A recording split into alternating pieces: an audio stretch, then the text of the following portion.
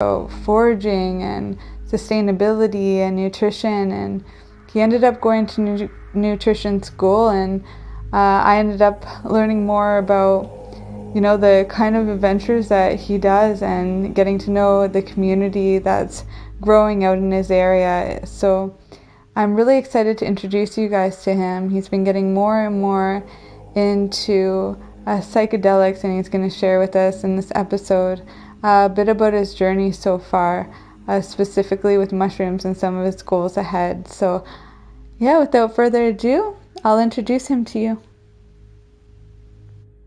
You're listening to the Pace Radio Network, here at paceradio.net. The opinions of the individuals during this broadcast are their own, and may not be the opinions of their group or other organizations they may be involved with.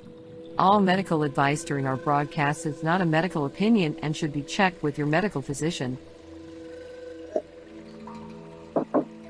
Hello and welcome back to the show, you beautiful souls. It's Ashley here, your host for the Integration Station. I've got a wonderful and dear friend of mine here, Brian, who I've been really looking forward to sharing with you all. I know if you follow me on Instagram or have me in your circle, you know that every once in a while I disappear to Collingwood and go and have some fun going into caves, foraging, all that. And this is the guy that I see when I'm out there. He is just amazing.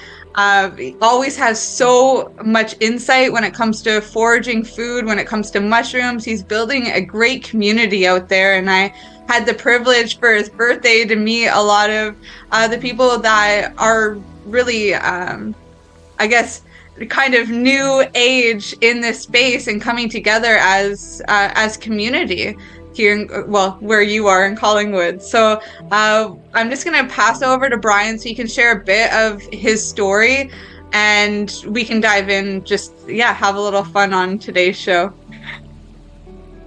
Beautiful. Thanks, Ashley.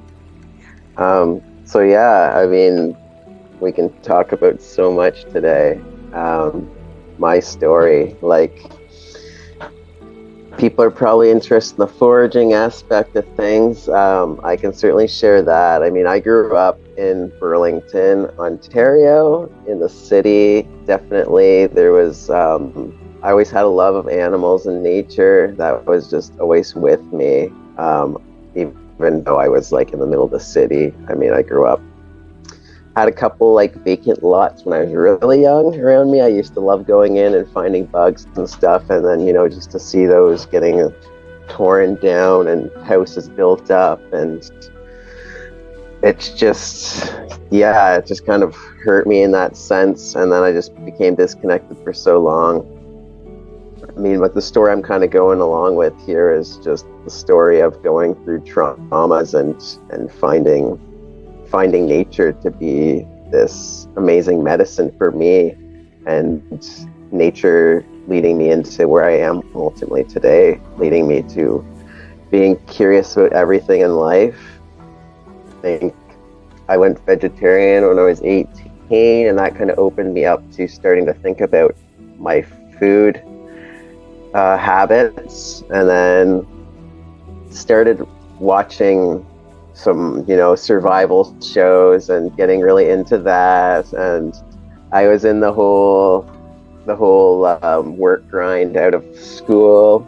I went through school with C's and D's. I just barely made it through school, and this whole school system we have is just me just barely passing through and leading me to think that I'm stupid. And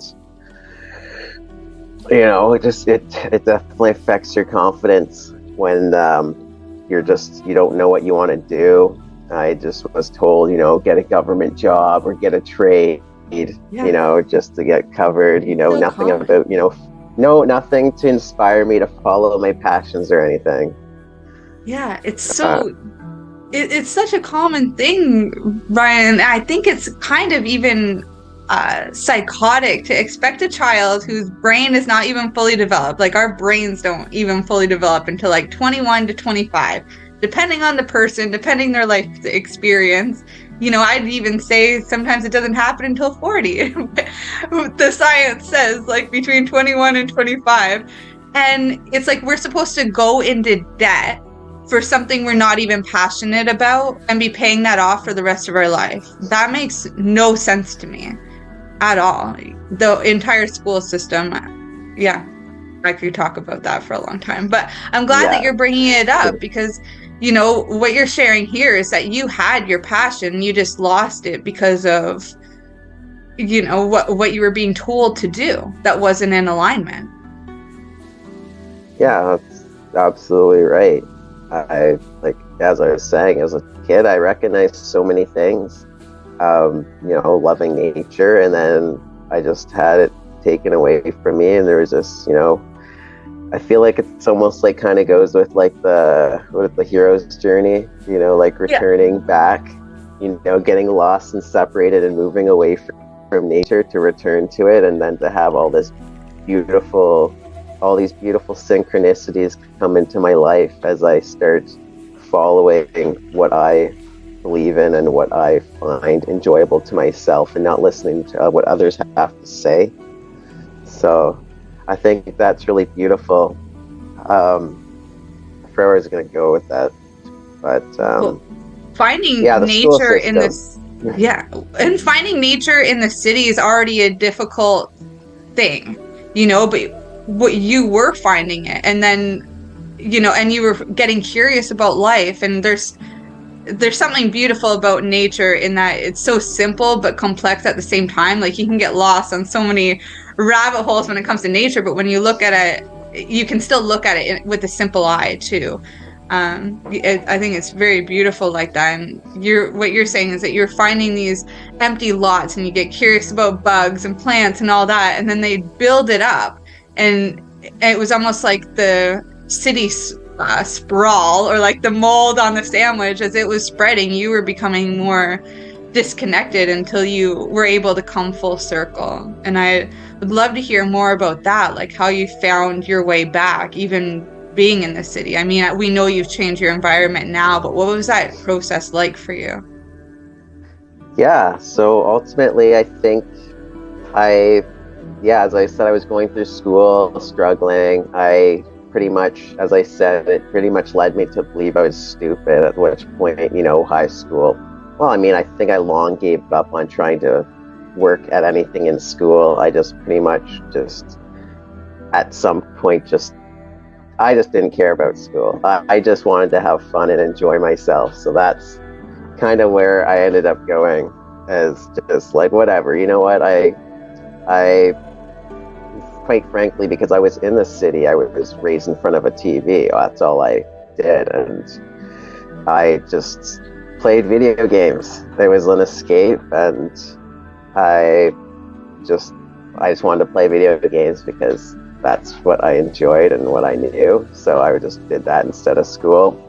But at one point, I mean, I always did like going out into nature still, like despite like the nature being taken away from me there. I do have to say I'm grateful for like getting to at least once a year going camping. The one thing I look forward to every year, getting to go car camping for like a week to 10 days with my dad. And that was just like the one thing I look forward to every single year. We used to go hiking from time to time. So I'm very grateful to have this. These little nature experiences were enough for me to know how valuable it was in my life. And that really changed, I think, in grade 11, there was a lot of changes. That was a big shift in my life. I found a new friend crew I was hanging out with, and they were into skateboarding. So I got into skateboarding, and then that's when I started to just lose weight. Because yes, of course, sitting in front of a TV, being a kid, I was one of those fat kids. And I could never imagine you overweight. Like, I look at you now, it's like there's so much. This guy, he can like hang off of a rock, and it's incredible. First time I met him, he was trying to climb a wall with an S-hook, and he almost accomplished it.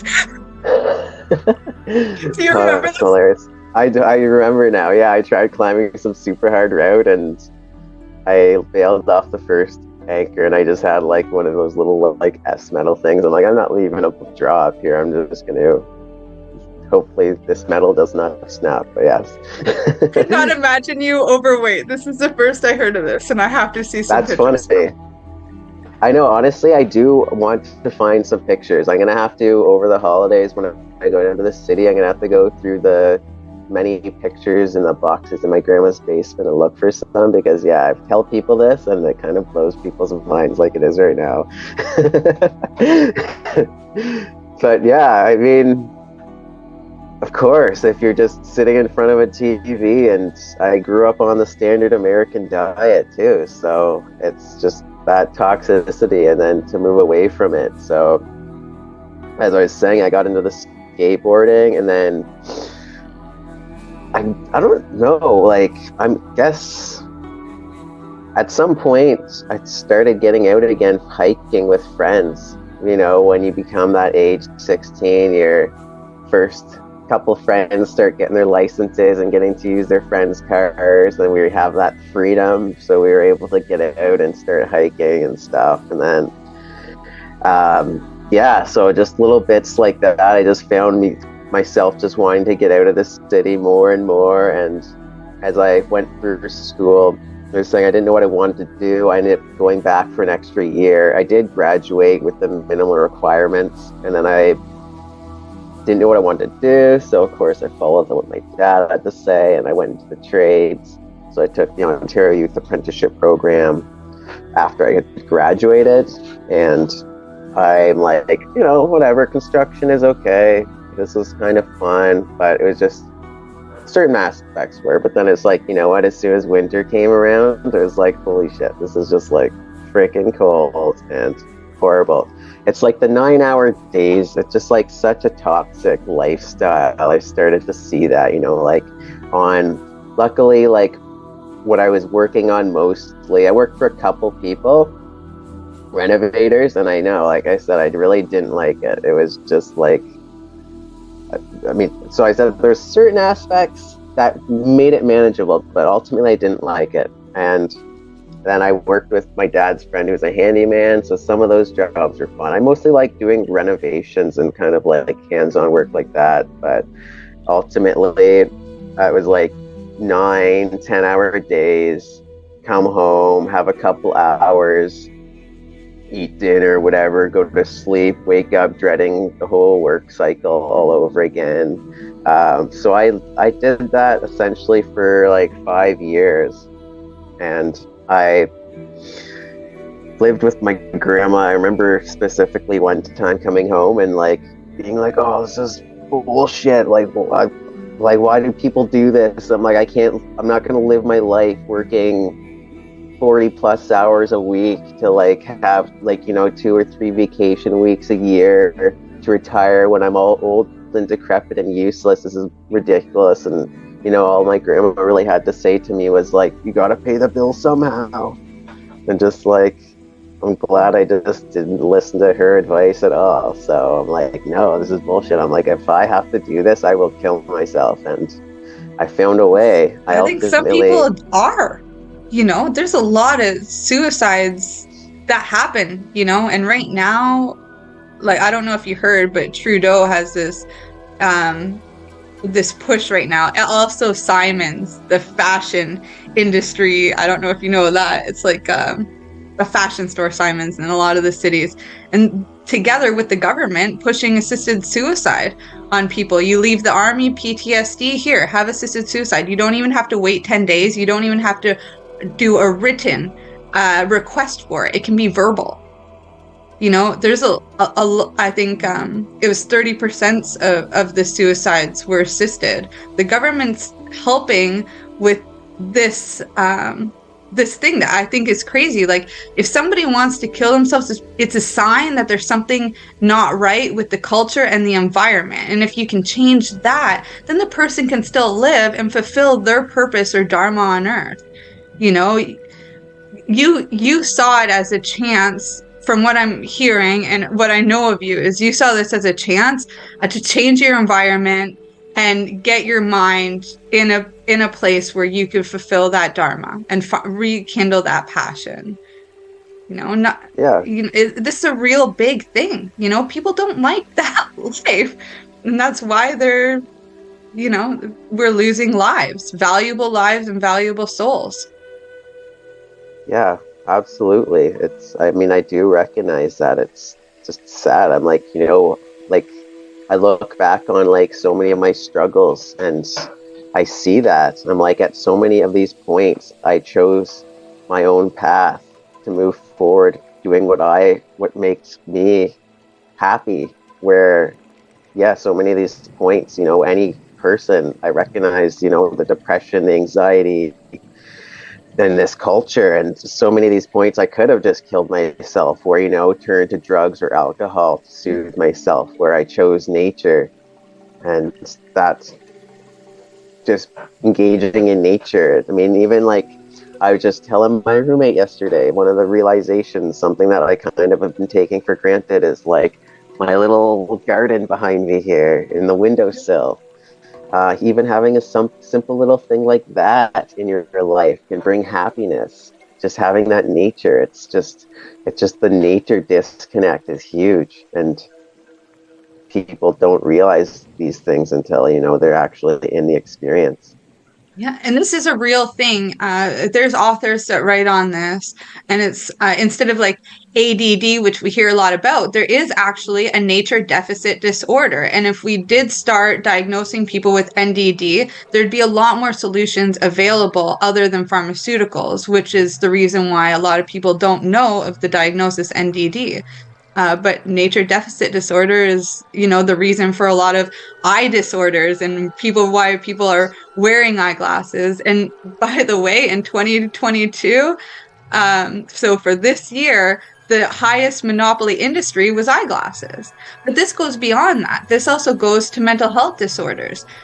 A lot of them, like ADD and ADHD, can be solved with nature therapies.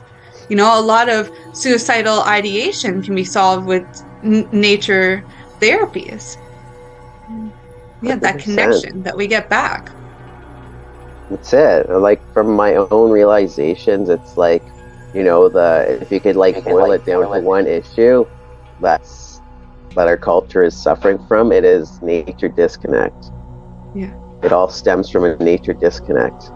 So for me, getting back to nature, you just realize there's just an inner knowing you come to from being in nature. It just like gives you like these understandings of life just from being in nature. And it's just incredible. And that's kind of what I like to share with people. Like, my life is my message, as Gandhi said. So that's why I'm happy here to be sharing my message as I've kind of been slowly getting through my story. I mean, I started, typical life, in the city with the standard diet, disconnect, and to move away from that and see how beautiful life really can be. It's just amazing. So I really like to inspire people to just get out there in nature. It doesn't even need to be like getting out for a hike in the forest, but if you are stuck in the city like I was, just to find a local park and sit and interact with a tree or something. It can be that simple. Climb it, hug it. Yeah. Hug it, exactly. So, one of the things you're known for, and your name on Instagram, what I call you, even how I introduced you to my son, everything, Barefoot Brian. And one of the stories of how we were even introduced was your barefoot hiking, where you just foraged off the land.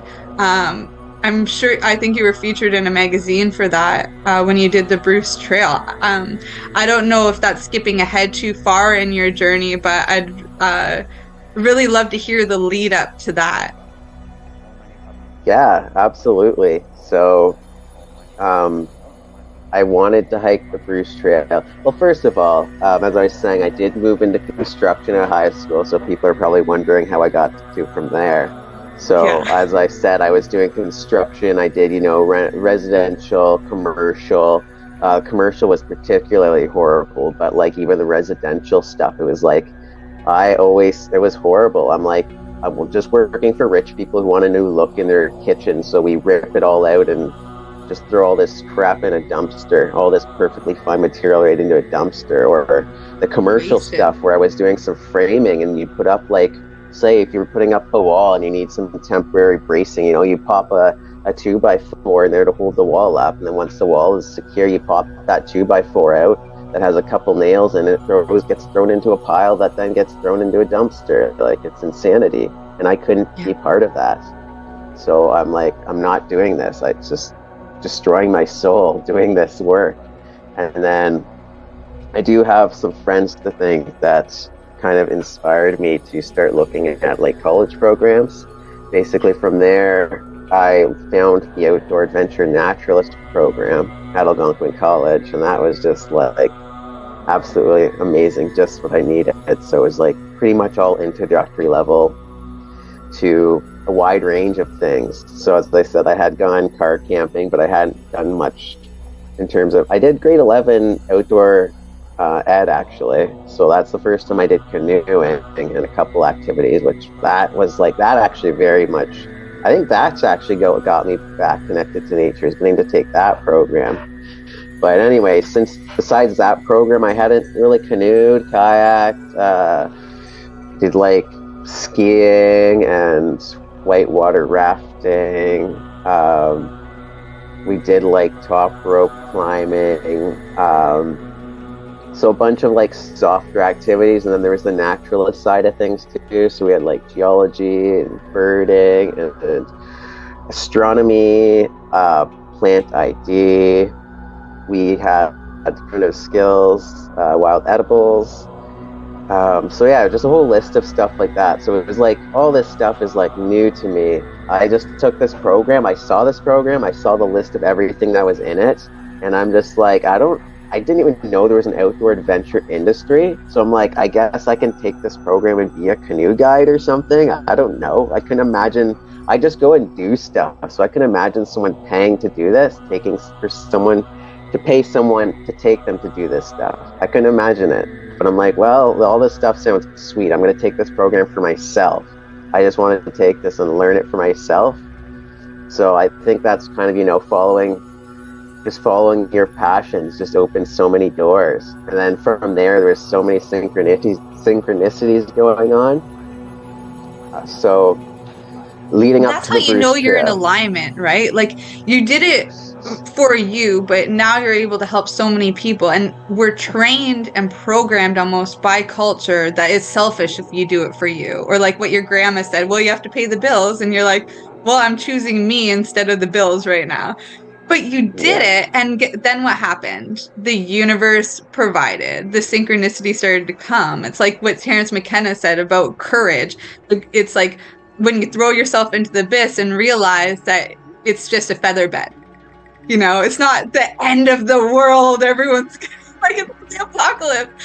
It's like, it's there for you. And when you got in that alignment, synchronicities started popping up. I'm sorry for interrupting, but... No, that's great. I love it. So, yeah, I ended up going into this program, and it was just like, I excelled at this. So, as I said, going from high school, like barely making it through with C's and D's, all of a sudden I'm in this program where I'm like loving it, everything about it, and all of a sudden I'm, getting 90, 95s, like, my the plant identification first semester, finished it with like 99%. Is like, of course, which makes sense if you know me, that of course that would be my thing. In fact, that's what kind of sparked everything. I'm still leading up to the Bruce Trail hike. This is kind of like a little bit of the information getting up there. So this is the start really of my foraging experience, is the first semester having this plant identification course. It wasn't necessarily the course that kind of jumped me into it, but we had just a guidebook. I think it's the Lone Pine Plants of Central Ontario or something like that. Anyways, I just like was flipping through it, and I'm like, oh, dandelion, I know that one. And then I just looked under the notes, and it's saying like the whole plant can be used for whatever, brewing beer and making wine with the flowers and eating the young greens, and it just completely blew my mind. At that moment, I like just knew our whole society was a lie. Yeah, I had grown up like going to my dad's house and literally like pulling dandelions out of the lawn with him, And then I look back on it and I'm just like, oh, all that wasted food and medicine. It's just like people are spraying their lawns with poison to get rid of this medicine. And it's medicine that they need. One thing I learned from studying herbology too was that oftentimes the medicine that we need is growing in our yard, you know? So I'll watch people like in the city here, just go for a walk with my dog or with my son, and I see them pulling out the dandelions, and I'm looking and I'm like, okay, well, this person is like bloated, has a big gut, or is like really grouchy, and it's like, this is going to help with liver, this is going to help with gut health. You know, I see people planting grass seeds and taking out clovers, and it's a woman, and I'm like, this woman probably needs that clover for hormone issues. You know, there's the culture, especially in the city, is not very healthy or in alignment. When it comes to dandelions, I'm especially passionate about it because I like to think about it like a sign of the rebellion, because no matter how much people pull out the dandelions, they still always come back. And so in you saying this is how I knew that it was all a lie, it's like that. I think of the dandelions as a sign of the rebellion, that we just keep coming back with more force, that nature is going to win and persevere, you know, that there is no end here. It doesn't matter how many individuals you pull out, because look at all the seeds that then go freely. So 100%. That's where I feel like so many people have no logic. Like I'm very logical, and I'm like, why would you waste your time pulling these out? It's like, you know, people, I don't know how long people have been in this indoctrination of trying to pull dandelions from their lawns, but it's been, who knows, decades at least. And you can see there's been no impact on the population whatsoever. So it's like, why are you even trying? You know, I still tell my dad this too. It's like, he's still pulling dandelions and weeds from the lawn. He's like, and he says it's for resale value. I'm like, you've been living in this house for 25 years. It's like, seriously, you're wasting so much time. If it's for resale value, save that time, and you can spend that time later pulling them when it's time to sell it. Or instead, with that saved time, you could be working and making more money just to freaking pay for sod, and then you have a full grass lawn.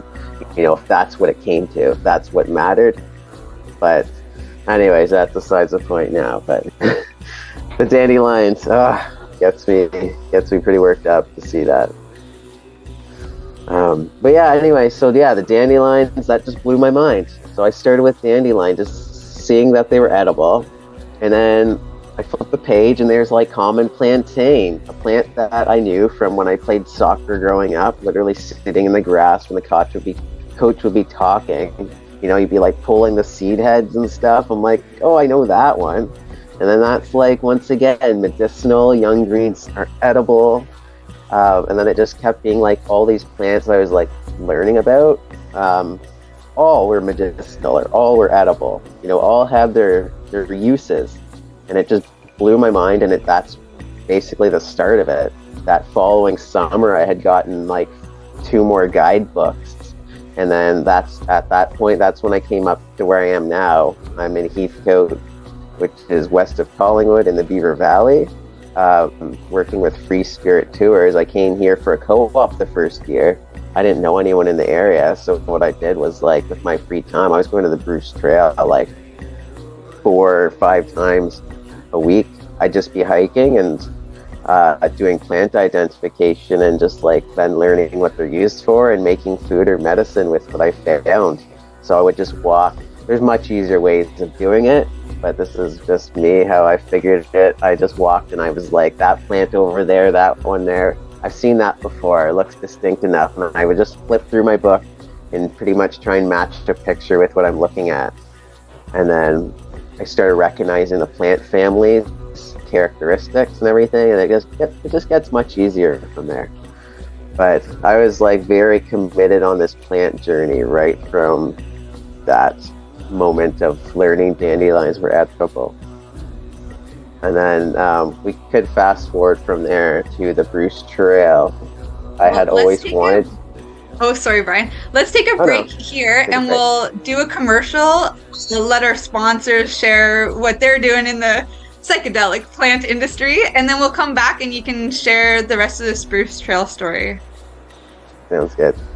All right, we'll talk to you in a minute. All right. Bye. You're listening to the Pace Radio Network here at paceradio.net.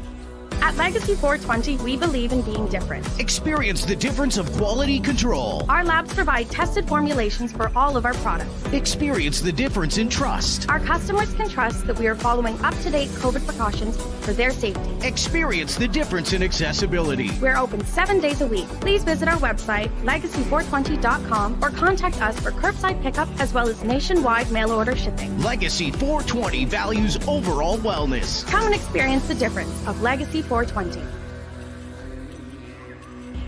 Growing your own vegetables, flowers, or even medicinal plants can be a challenge without the right equipment and proper know-how. At BMA Hydroponics, not only are they your urban horticultural experts and suppliers, but their staff holds the customer's needs paramount to making a sale. Family-owned with decades of experience and knowledge, they offer free advice in person, by phone, or email.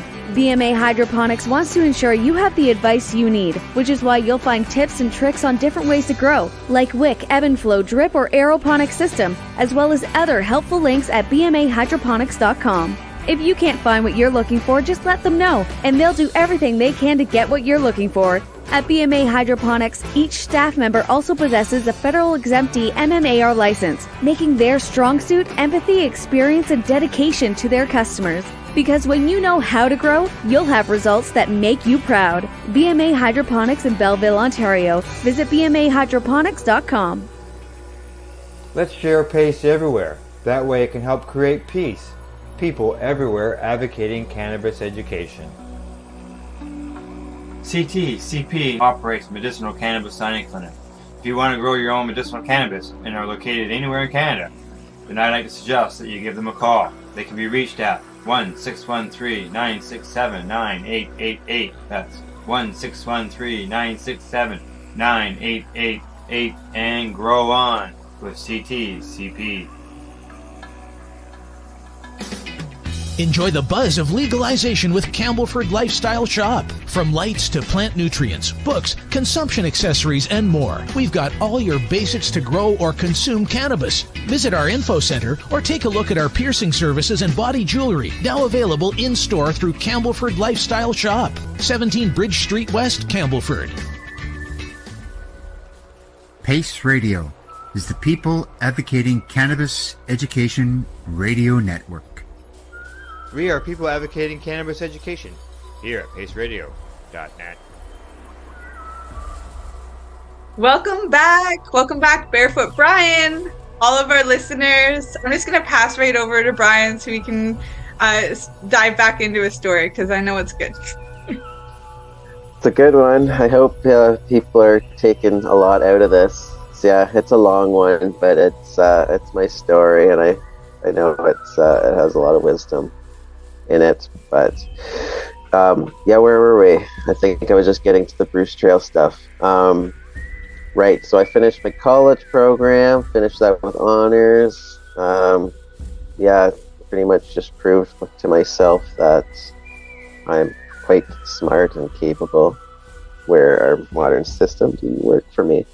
But yeah, so the Spruce Trail. So as I mentioned, I did grow up in Burlington, where I did go hiking. I did hike like in several spots through Hamilton, Dundas, Burlington area, all through the Spruce Trail there. And then I had where I am now, I'm 3 kilometers from the Spruce Trail where I am. And if you know the Spruce Trail, the Beaver Valley section where I am, it just dips right down to one side of the valley and up the other. So there is so much sections around me here too. So I just, at one point, I'd hiked so much of it, and I always thought for a while, for a long time, I thought it would be cool to hike the whole thing. When that idea first popped into my mind, probably back in high school, I really didn't know how much there would be to doing the trail. Like I honestly just, the thought was like, it would be cool to hike it. I had no clue really how long it was or anything. I just had that thought. And then I realized, it's pretty long, but not that long. and it's going through South Ontario. There's a lot of road sections. It's not like your wilderness. It's pretty easy to actually do logistically. Also, where I did grow up in Burlington too, where my grandma still lives, is 3K off the trail, so it was easy enough for restocking. So I did go start from the south end in Niagara Falls. It wasn't that long from there actually to get up to Burlington. So it was I think it was like 4 or 5 days. But it was actually, I started May 1st, and it was like a heat wave. So that was interesting. So it was like 30 degrees, and being 30 degrees and being that early spring, there was no leaves on the trees. So it was just like full sun exposure, just dripping with sweat, just constantly having to suck back water and just jumping in little creeks and stuff as I was passing by. But yeah, it was great. Yeah, I think I did a lot of that. As you're saying, I did a lot of that barefoot, and I feel like if I was to do it again, I would probably just do it mostly barefoot. I did most of it in sandals. There was sections where I did barefoot, but this was kind of where I wasn't as hardcore or challenging myself as much to be barefoot. I did have a pair of boots that mostly just sat in my bag, which kind of was a waste of space and weight. But yes, a lot of weight. Yeah, so I was I definitely would not bring boots again if I was to do it again. But yeah, so I did that in 34 days. It was quite an adventure. I don't know how much detail you want me to go into this, but it was that's a whole story in itself. But I'll share with some exciting parts, like when I got up to the Bruce Trail, or the Bruce Peninsula Park. I'd camped in a field behind the sign, and that was there was a really solid oak tree there. I did get a bear hang for my food, and thank God I did, because that night I woke up and I definitely heard a bear sniffing around under my food bag, and I was 30 feet away. But also I had a really crappy headlamp that decided to not work, so I couldn't even get up and see what's going on. So I just kind of lied there listening for a bit, and then just went back to bed. And then sure enough, the next morning I walked up the road 10 minutes. There was an old couple birding in a field, and they just asked, they were just we just saw a bear run through here 10 minutes ago. So I'm oh, well, that kind of confirms that it was the bear that visited me. That was fun. Yeah. And then I actually had really good weather the whole time, up until the last Another day. Synchronicity.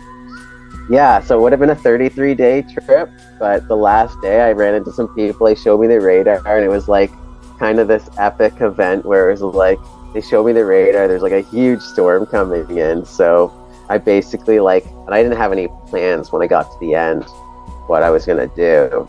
So I was well, I don't want to get to the end and then be in this storm and not have somewhere to stay, because at that point I was a real dirtbag and didn't pay for anything. In fact, why Ashley wanted me to share the stories, because I did it entirely on dumpster dove and foraged food. Yeah. So there was an article in Mountain Life magazine on this. So yeah, I just hunkered down for basically a day and a half on this side trail of the Bruce Trail, and it just poured and did not stop for a day. So I was glad to have set up a solid shelter. And then yeah, the next day I hiked out and kind of checked out Tobermory a little bit. Went to this fish and chips place. I got a piece of cardboard and a Sharpie, and I made myself a hitching sign, and I got a ride down to Lion's Head where I had some friends climbing for a few days. So I basically just met up with them, and that was it. So it was pretty epic. And that's yeah. And that's rock climbing, which is a really big passion of yours, and one of the reasons why you went to Collingwood. I mean, there was many reasons. You were already familiar with the area, but that was a big part of it. I'd love if you dive more into that too. were you already into rock climbing by the time you completed the Bruce Trail, or was that just starting for you? That was like pretty much the beginning, actually. So I think that was like my second year I would have been climbing then. Because, yeah, I actually had my one buddy that was at Lion's Head. I was a buddy and one of his friends, and I gave him, I think we kind of somewhat were trying to plan it where I would meet at Lion's Head, so it did work that way. So in fact, I did give him my climbing shoes and harness, so he had that for me when I went. And yeah, talk about an epic finishing too. That was my first time hitchhiking, and the guy that picked me up was super nice, went out of their way to drop me off in Lion's Head, and then I hiked in, found them, and then they had canoed in, so I did like a day of climbing with them, and then we paddled out, and that was kind of the end of that journey. So that was sweet. But yeah, no, I ended up in Collingwood area, as I said, through a co-op with Free Spirit Tours, and then I got into climbing my second year I was up here. So did my co-op, went back to school, graduated that. I had spent that winter in Burlington, and then I came up that spring. And then my roommate had just gotten into climbing himself. So it's like, there's a lot of synchronicities with the climbing going on, which was really cool. Yeah, so, yeah, it's kind of neat how everything fell into place in that sense that he had started climbing, he got me into it. That winter when I went to Burlington, I started rock climbing at a gym there, and then it happened that a gym opened in Collingwood that year. I started climbing as well, so it opened that August. So I climbed that season, and then I started working at the gym in Collingwood. So it was like kind of neat with all these synchronicities. But yeah, that was absolutely my favorite pastime, is just getting out and being on the rock and being in nature. It's just such a great way to move your body. You get to move like every muscle in your body. I find like the movement on the rock is amazing. The mental challenge of it, and also a lot of the crags you hike to, like 20 minutes or something, you know? So it's like usually I'm hiking in and out with a bag, and when I'm coming out after climbing, I usually have a bag full of mushrooms or greens, or there's always something I'm coming out with in terms of food for dinner. Yeah, you do that for me when I come to, or whether I'm by myself or with Finn or with friends. It's always the same. It's like Brian's coming with mushrooms and making these crazy bowls of like, it's like a Buddha bowl essentially, but they're all with foraged foods. And that's a big part of what you're doing with Free Spirit Tours right now too, is that you actually started a garden of all stuff that's local. So making it even show that like, look, you don't have to go out and buy a bunch of seeds, like, which I still do. But I like, that's my own obsession. But you don't have to, because everything's already there. And that's what you're showing, is like, you can just take from this cutting and move it here, and now you have a garden, and it's free, and it's abundant in nutrition, and it's all made for that area, which means it's made for us if we're living in that area. It's beautiful. Yeah, absolutely. And like something I'm kind of coming more into learning is that, you know, gardening actually is a lot of work, and it's kind of crazy. Like growing these annuals, like I'm not gonna grow. I grow a couple annuals, you know, like tomatoes are great, zucchini. I just grow a couple things that I wouldn't normally otherwise be able to like forage or get myself. Anyways, yeah, the difference between foraging and permaculture, or, you know, these like perennial gardens, it's huge. Like perennials just, they grow themselves. Why would you need to plant things? You know, planting seeds and then, you know, having to transplant the seedlings, having to like harden them off, you know, and then, you know, build up your garden with like compost. And it is a lot of work. as opposed to like, as I was saying, like a perennial garden, the plants just grow themselves. You can do like a little bit of weeding in there. Otherwise, they just grow themselves. Even some of the weeds that I was pulling, because I thought like that the black tomato one, it's like a type of perennial nightshade. And I was the wild one.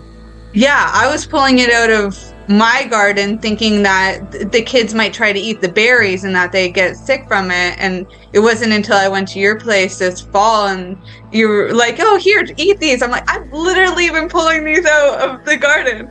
And yeah, I didn't think we could. I know nightshades are like one of those in-between families. It can be toxic to some. And so I was just getting rid of it. But they actually tasted great. And I can see why you have them in your garden.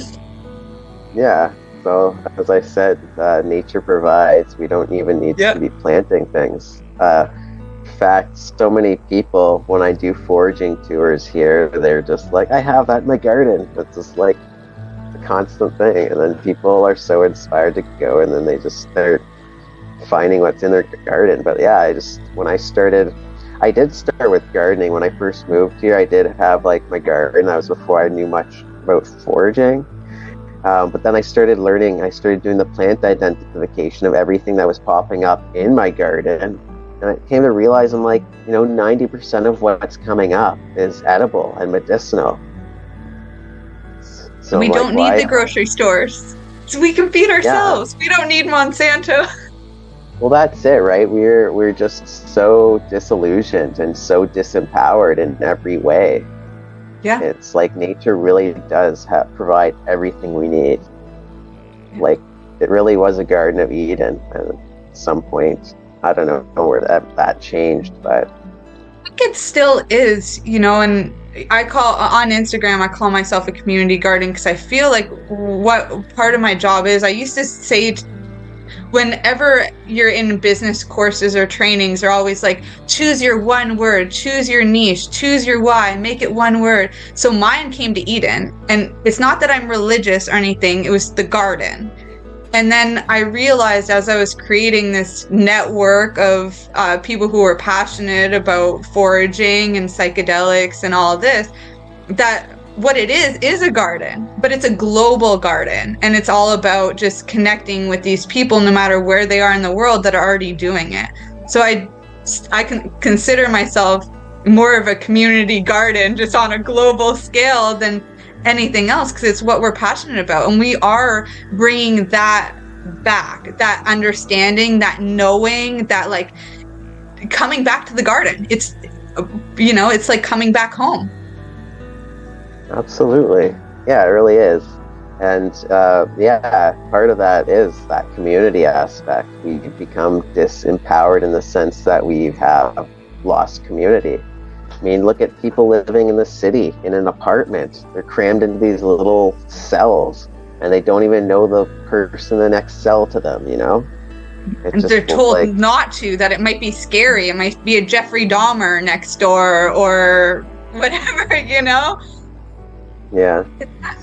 Where did that go? Like, where we were community with our neighbors, and when it was collaboration over competition. You go a lot further and faster when there's more of you. But we are isolated, and then people feel alone. And I think part of it is because with our food, there's missing components. Like with our medicine, it's only parts of the plant. It's not the whole plant. That's what pharmaceuticals is. A lot of it's still derived from plants, but they're missing all these pieces. And when you're consuming food and medicine that's not whole, then guess what? We feel like, oh, well, there's a piece of the picture missing. There's a piece of us missing. Yes, there is. Very much so. And when we can, move beyond the me and back into the we, that community comes back and that wholeness comes back. And then we're able to share that. Yeah, absolutely. It's like, as I said, I'm pretty logical. So I was largely kind of going to a bit of a spirituality side of things. Like, was, well, I mean, my dad, we did go to church a couple times when we were younger and never understood it. And then at some point I was atheist and mad at the world, and nature brought me to spirituality to see these things, you know. I think if you look at like religions, like most of them, if not all, like they teach service to others, and that's where you find true happiness. So it's like our whole culture is so self-centered, where we're trying to buy things to create happiness for ourselves, and people are still like, why am I unhappy? And when you find that community and you can provide to your community and they can provide to you, you can just see how beautiful life really is. It's, when you were saying that, my mind went to Christmas and debt. And one of the reasons for unhappiness would be that debt. And when we think about school, right, before our brains are even fully developed, we're told, go into debt for something you're not even passionate about so that you can pay your bills. And then that debt, it becomes normalized that we're in debt. But every single time we're in debt, we're further from where we actually need to be, which is in balance, which is even, which is, you know, tapped into what's already there. Because if we're in debt, then guess what? We're in lack. But we don't need to be in lack because we literally have everything. Nature is providing us everything, and everything else is essentially a lie. You know? And it's crazy to get your mind around that. And sometimes it can feel very lonely too, because if you're in somewhere like the city or around family that has different views, which I still get when I'm with my family too, and I'm sure you do as well, you know, there is that disconnect and it can feel lonely. But it's also, I think, about finding those other people. Like, you're not alone. There's always more people. It's just stepping outside of your comfort zone to find those that are in alignment and that do get it, that do see the truth through the lies. Yes, absolutely. Yeah, if you kind of are thinking, how do I find my community, or no one, I can't relate to anyone, or you know, it's like you don't have to relate to your family. I'm obviously, like so many people in my community, we're the black sheep of the family. Yes. But this is where, you know, like where we are in this today's age with technology. That's where technology is such a plus. You know, we have access, like us talking right now over the internet. I mean, all people are connected, right? How many people on this planet? 8 billion people, right? It's like, you're not alone. You're gonna find your community. Yeah. And they're waiting for you. They're looking for you too. But you have to get past those mindsets of, oh, I'm alone. Like, if you're saying I'm alone, and you're feeling like I'm alone, then you're gonna be alone. But if you get in the habit of, I'm gonna go find those people who need my help, or I'm gonna go find those people that are like me, then you're gonna get there. You know, it's like when I go on Instagram, I'm not aligned with social media at all, but I use it as a tool. I get in a mindset that I'm Xavier off of X-Men, and I'm putting on the cerebral helmet, and I'm going into the Matrix to find the other mutants that need my help. Like, I'm on a mission when I open that app or re-download that app, because I delete it often too, just so it doesn't take my time or control me. And when I get it back or I turn it on, that intention's there. Like, I'm on a mission. I'm visualizing, like, going through the clouds, like finding that person. And then I'm either going to help them or we're going to collaborate. And it makes a difference. But it can also be lonely, especially if you're in the mindset of, I'm alone. It takes a little bit of work to move past that. It does. Sometimes it means actually making yourself be alone and doing something like you did, of walking the Bruce Trail alone. And finding that connection within yourself, with nature. I did a very similar thing in South America. I needed to walk alone in order to learn how to trust myself again and to find my way. That without the other influences, you know, sometimes it's part of it is being alone, but you know, it still starts with that that mindset, that changing the mindset from I am and this is just the way it is to I'm going to do something different and for myself. And it's not selfish because eventually it's going to ripple out and make things better. Absolutely. And I think that like aloneness that you're talking about, I almost think it's a necessity to be able to be alone with yourself, with your thoughts, to actually know what thoughts are your own. Because if you're always, if you always have this outside stimulation, other people telling you how things should be, then it's like TV, commercials. Yeah, there's so much. There's so much out there that's manipulating your thoughts. So if you can get away from that, I like to say, you know what? Travel is huge. Travel is a huge aspect of me becoming to who I am. Is being able to. I mean, I was always pretty individualistic.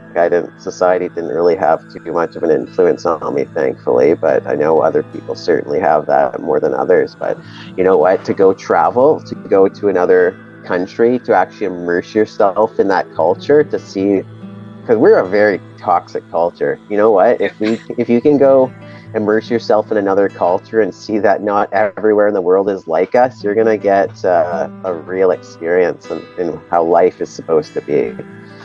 So that's what I did. I mean, I traveled a lot. I haven't traveled a lot of places, but I go places for a long time. So I thought, you know, the first place I ever traveled, I never traveled really growing up with my family, but I don't know where the idea came from. I've always wanted to go to Costa Rica, but I had never traveled before, and I was like, ideally I want to go somewhere that's English speaking, so it's like not as much of a barrier.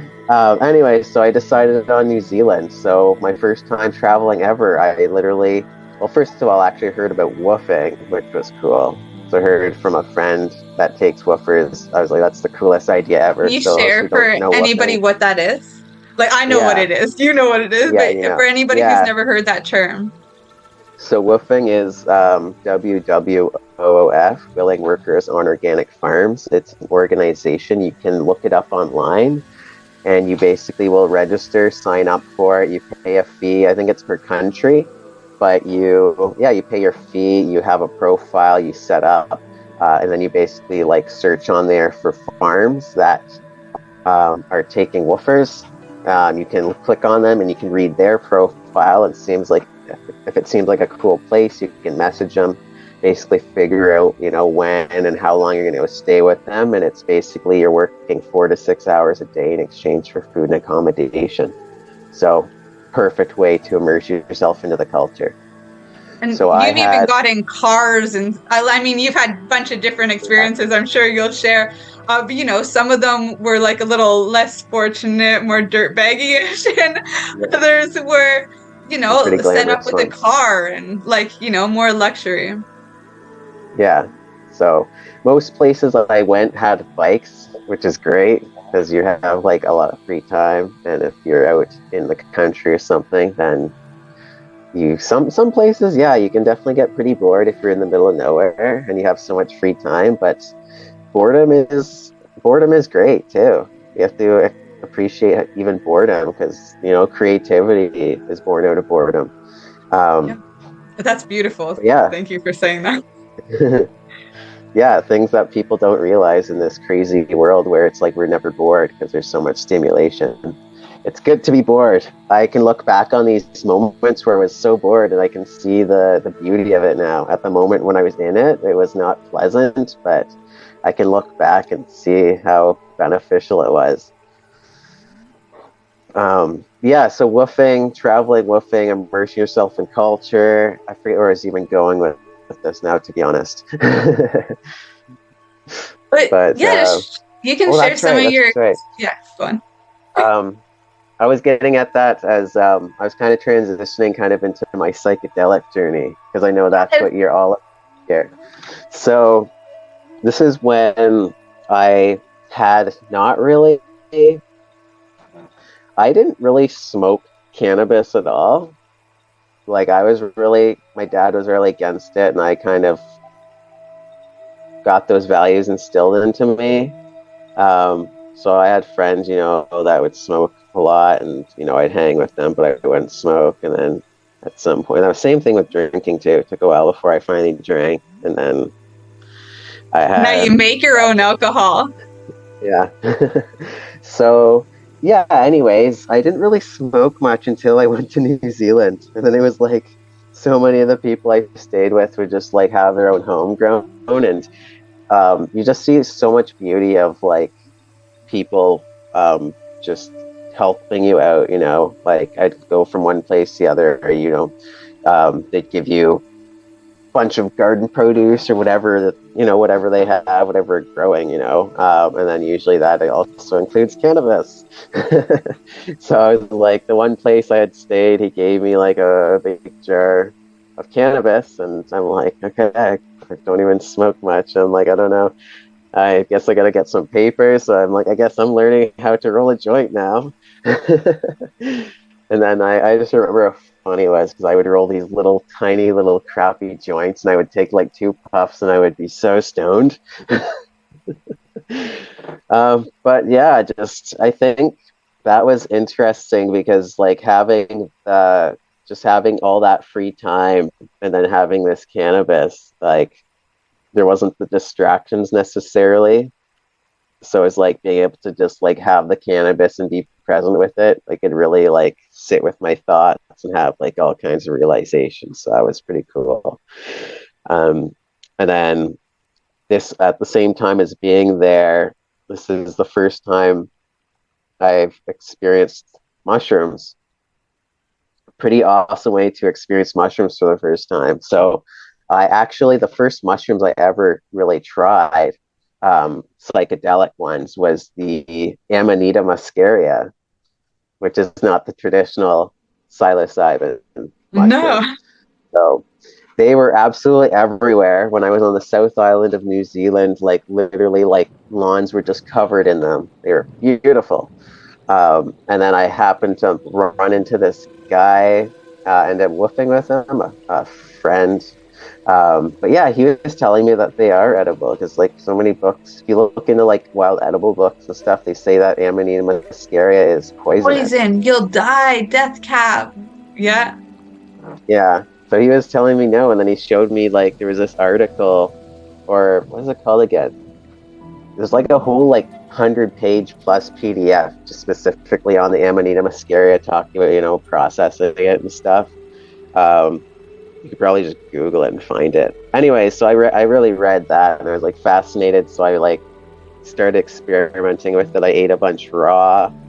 I get a little bit of like uncomfort in my stomach.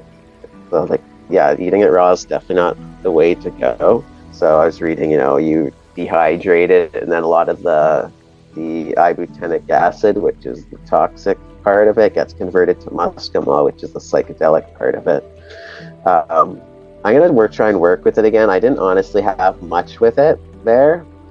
It would give me like, a little bit of like a weird feeling in my stomach, and then I just get like uncontrollable yawns, like super tired. And then after that passed, then I would kind of get like a bit of a psychedelic feel. Like the most common thing that I was reading about, which I also experienced, was like just seeing things in different colors and different tones. So I'd be looking at something like green, and it would be maybe more blue, something like that. And then at one point I was looking up at the mountains, and they like started coming at me in waves. But that was it for it. So it wasn't like nothing like very awesome. But shortly after that, literally when I started experimenting with these, I was at this farm that the guy there actually then told me he has liberty caps that grow in the paddock there. So he said they grew in the thousands in the fall, and it was early fall. So we went out and walked around and looked for some, and then he pointed some out. So after like he pointed some out, and then I went and looked around and found some for myself, and then he confirmed them. I was like walking around trying to find the liberty caps. So I got about 100 of them. They're real tiny little things. So it took about 50 to actually get a trip. But this was the first time I ever had the mushrooms. Was it raw, or was that dehydrated? I had some raw. the first time I had them raw. I don't think I ate enough the first time to even get any effects. I don't know, because even with the cubensis, the first couple times I had it, I didn't really get any effects. But the second time I had these library caps, I had dried a bunch and I brought them with me. I went to another farm and met up with a friend I had met at the very first farm. This is 6 months later after getting into the country. So we met like Northland, north of the North Island, and now we're on the north of the South Island 6 months later, met up at a farm and we're woofing together, so it's super cool. There was another guy staying there too, which was awesome. So there's like the three of us, we're all like pretty like-minded, chill. And the woman who we were woofing for just gave us a giant list of things to do, and she was literally like taking off like days after we got there to go on a trip. So she just gave us a list, she wasn't even there. So I had the rest of those mushrooms, and I also smoked some cannabis at the same time. So this is where I wasn't like viewing mushrooms as medicine, but more as like let's just do this to ultra conscious. And so that was really powerful. I didn't really get anything like spiritual out of it because we were just kind of hanging out, but like it was definitely an experience. We were talking about Nintendo 64 actually. And then at some point, like I saw everything in like 64-bit graphics. It was like honestly the coolest like visual experience I've ever had. I haven't had any visual experience like that since, but that really sticks out. But I thought I would start this. Yeah, I'm just going to cut to break. Thank you for everything you shared so far. I'm going to cut to break again. We'll just share our sponsors here, and then we'll come back and we'll talk a little bit more about psychedelics and your journey to date, how it's evolved from where it started to where you're at now. Sounds good. Okay, I'll talk to you in a minute. All right. You're listening to the Pace Radio Network here at paceradio.net. At Legacy 420, we believe in being different. Experience the difference of quality control. Our labs provide tested formulations for all of our products. Experience the difference in trust. Our customers can trust that we are following up-to-date COVID precautions for their safety. Experience the difference in accessibility. We're open 7 days a week. Please visit our website, legacy420.com, or contact us for curbside pickup as well as nationwide mail order shipping. Legacy 420 values overall wellness. Come and experience the difference of Legacy 420. In February of 2022, the Victoria Cannabis Buyers Club and Ted Smith were fined $6.5 million. This for helping 8,500 patients with access to medical cannabis. In our interview with Ted, he spoke to us about how people can donate to help in an upcoming court challenge. And here is part of that interview. From what I've seen lately, I believe that you've got something that you're trying to do as far as fundraising to deal with this next court challenge. For now, people can write checks directly to Jack Lloyd Law Corporation or send e-transfers to savethebcbc at gmail.com. I guess those are the two easiest ways for people to help right now. Enjoy the buzz of legalization with Campbellford Lifestyle Shop. From lights to plant nutrients, books, consumption accessories, and more, we've got all your basics to grow or consume cannabis. Visit our info center or take a look at our piercing services and body jewelry, now available in-store through Campbellford Lifestyle Shop, 17 Bridge Street West, Campbellford. Growing your own cannabis is easier than you think. Whether you're growing for recreational or medical purposes, BMA Hydroponics has everything you need to succeed. From the standard 4-plant recreational systems to the latest cutting-edge hydroponic equipment, BMA can customize your package and do it at discount prices. Visit BMA Hydroponics at 404 Maitland Drive in Belleville and ask us for a free estimate. Or call 613-967-9888 and we will give you an estimate over the phone. The only way to go.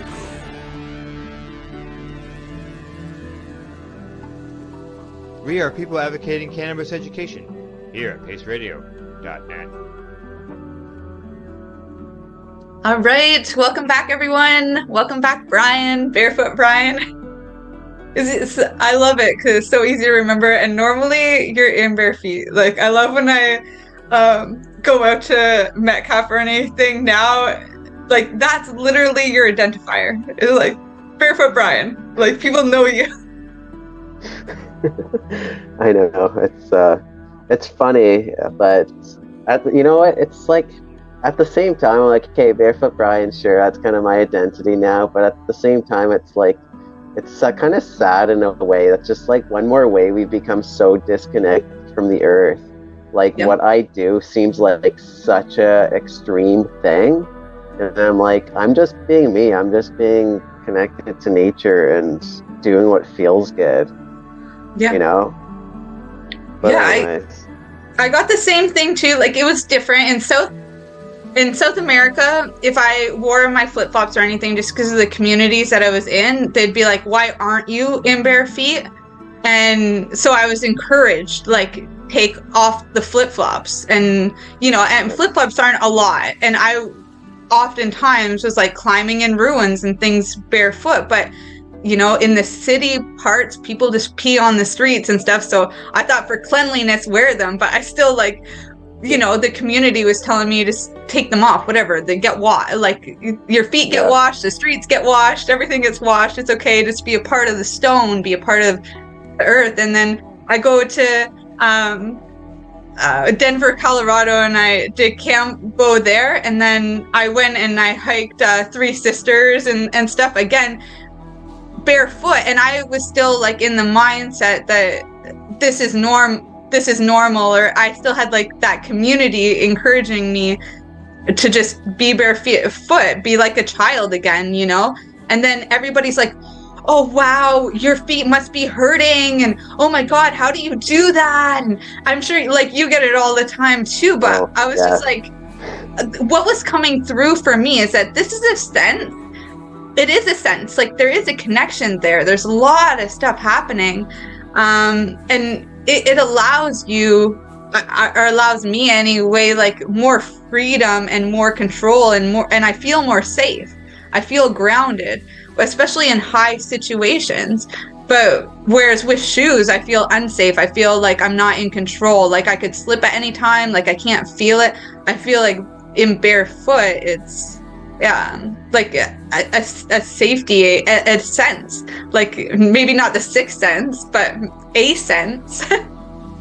Well, I like to tell people, you know, like let's say if you're crossing a stream or something, or, you know, just, you know, like you're walking on like something slippery, a slippery surface, or suspected slippery surface, usually crossing a stream. It's like, you know what, if you go to walk across that in shoes or something, it's like you're not going to know you're on your ass until you're literally on your ass, right? Yeah. Or if you're going to fall. It's like, you know, if you step down on something barefoot, it's like immediately you know how much friction there's going to be. Unlike shoes, where, like I said, you're just going to end up on your ass. No warning whatsoever. Even stuff like that, you know? So in a way, it's much safer being barefoot.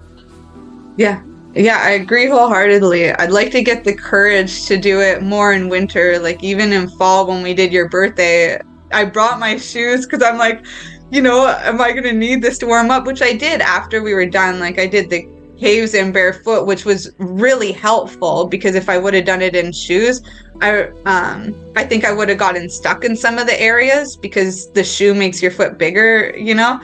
Yeah. But coming out, it was nice comfort to have like the warm socks and the shoes back on. But, you know, I feel like those comforts are causing a lot of issues and a lot of disconnect as well. And, you know, it's nice to just embrace that childhood nature of barefoot. Yeah, well, I mean, like you said, that it's the comfort thing. You could say that in pretty much all aspects of life. Our comfort is causing us disease, you know, disease. That's wild. And then, like you said, I mean, I'm not like this, you know, barefoot and shoes are the devil and stuff. It's like there's a reason people wear shoes. Yeah, of course, they keep you warm and you do have some. They're just not always on. No, I mean, like it's just a tool, right? Yeah. It's like our natural state should be without shoes, and if we need shoes, if we're going across, you know, hot surface or sharp rocky surface or something, we sometimes want shoes, but our first reaction shouldn't be to just stick our feet into shoes when we leave our house. Yeah, and then in slippers all day in the house, and changing a different pair, and some people have lots of pairs. One for everything. The worst one, I think, is for women with heels, because I've seen and I know of people who have really, really bad feet and need surgeries and stuff from that. I'm glad I never did it. You know, even in my bar days, I remember distinctively one time I got a pair of wedges. I could never do heels, but I'm like, these wedges, they're hot lady wedges, so I'm gonna look good. And then I ended up barefoot running around the bar, and I gave them away to somebody who thought that they were hot and sexy. I'm like, you just have them. I'll be barefoot. We're good. There you go. Win-win. We should get back on subject there. I'm glad that we talked about this a little bit more, because I think it would, might inspire somebody to just try it. I personally want to, do it at least a couple times this winter to just feel the ground and feel in. But yeah, back to psychedelics. Please continue your story and what it's been like, how it's evolved since your first couple experiences in New Zealand. Yeah, I'm definitely a very different person because of psychedelics. Specifically psilocybin, mushrooms. That's my medicine. It's just been amazing. Like, from the story I've told you guys, going right now with traveling and everything, it sounds all fun and great, but also a large part of, well, I shouldn't say large part, but an aspect of like me traveling and escaping to nature was because I didn't have a good childhood, because there was a lot of disassociation. As I said, I was raised in front of a TV, and I just did a ceremony last Thursday, and part of that ceremony I had seen that I had used video games to disassociate from what was going on in my life through just family struggles, I feel like they're probably not any different than what most people go through, but I think a lot of people just don't take the time to acknowledge that there were like struggles in their childhood, and they still are acting out these traumas. So I think it was like, as I said, I had those mushrooms in New Zealand first, and then I didn't really associate mushrooms with medicine for the first few times I took them, to be quite honest. I just was like taking them to just learn what they're all about, and to just to basically kind of get like a high, like as if you were smoking or drinking or something, like most people would kind of do, like party and have some mushrooms. I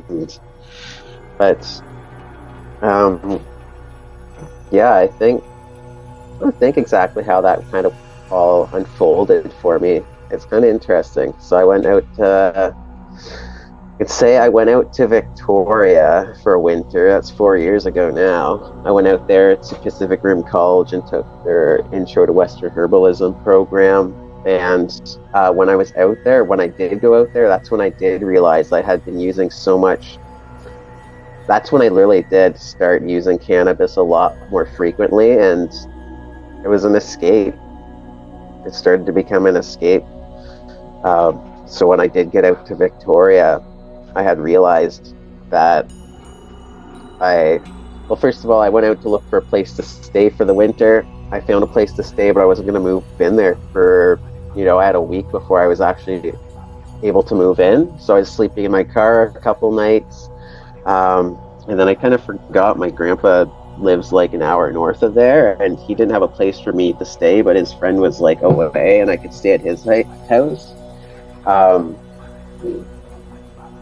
it was like he didn't have Wi-Fi. It was like pretty pretty basic, and it was like essentially at this point I had no distractions, and then it hit me really hard, these emotions that I had been suppressing for so long, and I almost had like a bit of a breakdown there, and because I hadn't been able to talk about emotions whatsoever. Like, I can be completely open with my struggles, but I wasn't able to talk about emotions. This is where I was led to believe what's wrong with me, because I had kept everything in because of my past traumas. Like, my teenage years were really awkward. I literally couldn't talk. Like, my family didn't talk about emotions whatsoever, and had to like suppress so much. So it's like you can't really have a relationship, friendship, or anything, if you can't talk about anything whatsoever emotional. All my relations were very, very surface level, and I just kind of, for the most part, like with my friends, it was like playing video games or skateboarding, doing actual activities, not talking about things. So I just had nothing to talk about. I had nothing to say, and then I finally had this bit of a breakdown, and I finally was able to like call my mom, tell her I was having this struggles, and then I finally, it was like, before that, it was months before this, where I was like, I knew something was wrong, and I was starting to feel the beginning stages of depression, where I'd wake up in the morning and have this really awful feeling inside, and then I would get up and go on with my day and distract myself. But here I didn't have those distractions, and it hit me real hard, and because I wanted to talk, but I literally couldn't do it. I'd like think about everything I wanted to say, and then I couldn't literally initiate the conversation. So I finally talked, and it was just this huge weight lifted off my chest. And then this was like 4 or 5 years ago. So literally just like exploring my emotions now. But psychedelics have been a huge part of it, because I had taken mushrooms, I took mushrooms before going there in the summer, just as, party, let's have them. And then once again, I wanted to try them again when I was in Victoria, and it did bring me to a bad place, what people would consider a bad trip. It just like brought like a lot of emotions up and brought me to tears, and so anyways, I just kept finally starting to be able to open up and really actually talk about what's going on in my life and stuff, and then I can't remember now, because it's been, honestly, taking mushrooms medicinally, being on this journey has been only just over 2 years, I think. So I think I don't remember how it all started, really. It's interesting. I think I started growing them. I don't remember if I was experimenting with them before that, but I just started to grow them like the PF Tech method in the mason jars. And I had taken 5 grams because I knew that was like the big dose. I wanted to take them, a large dose to experience them and to heal. This is when I started reading and learning about the medicinal healing properties of them. And I had taken 5 grams, I got 5 grams from a buddy. I don't know where he got them, but they did nothing for me. And I'm like, what the heck? That's what it was. So it was like that. And I tried a few times with mushrooms that I got from other people, and I got like nothing out of them. I'm like, what the hell? So I was like not trusting the source. So that's what made me want to grow them. And then I grew them. And then once again, I had them myself, the 5 grams, and it was like nothing. I'm like, what's going on? And then finally, I think it was like my 4th time of trying 5 grams. It was like I was lying down in my bed and trying to go into inwards, meditative and stuff. I was just breathing and meditating. I was lying there for an hour and a half, and I just kind of got frustrated because I'm like, what the hell? Nothing's happening again. And then I went for a walk down the road. I'm in the country. There's this beautiful park going along the river, and this is February or something. We just got a huge dumping of snow, and I get up, and minutes later when I'm in the park, it starts hitting me, and it was just this amazing experience where, as I said, I had repressed so much emotions, where I think that it was like my body like removing these blockages. But I was like, at one point I was cycling through these emotions, you know, like it was like every 10 seconds it felt like, for who knows how long, I'd be like super angry and then super sad and then super laughing and happy, and it was just like these cycles. It was so crazy. And then like it was, well, through it all, it was like pure bliss. And every time I've gone into ceremony, it's always this huge emotional release, but pure bliss, the feeling under it all. So yeah, it was like, yeah, it's like it was like thigh deep powder, a huge dumping of snow. So it's so awesome. I was out there in this like powder, just like, I just had so much energy. I was just like running like full sprint through this powder and just jumping into it. And yeah, so I think I just had this huge like emotional release from that experience. And then I have just basically, I got into cross-country skiing. We have this beautiful place here, Collingwood. There's like 65 kilometers of trail in there, but I started taking my mushrooms. I would take like a half a gram or a gram and go cross-country skiing. And I would literally, because it was so nice, because it was just in nature, and I'd be just fully present with myself and the mushrooms. You know, you have different thoughts come up when you have that medicine in you. And I would have my phone on me, so when I have these realizations, I can like take notes. So that was like largely the start of my mushroom experiences, is just cross-country skiing and taking lower doses. You make a good point here too. Like, what is a lower dose for you, for other people would still be a high dose, right? But you, like, this is a really important thing to bring up, is the tolerances. Like, you know, you have a large tolerance, and but you also found where that microdose is for you and what's working for you. And I think that that's so important here, is that we're all so individual. It's something you did nutrition school too after me, and it was like such a big thing that was brought up, is this bio individuality, and you know, trusting yourself to know what's the best for you. It's not a one size fits all. Like, even when I make those like psilocybin manuals or guides and post them out there, it's, you know, to be honest, mainly to get people to look at me. It's not because I fully believe that that's the guide, because it's just a generalization. You know, it's to inspire people to liberate themselves and to know that, yeah, there are these categories, and to want to seek more knowledge. But the truth is that each of us are going to have a microdose limit that's different, and a heroic dose limit that's going to be different. You know, everything else is just general.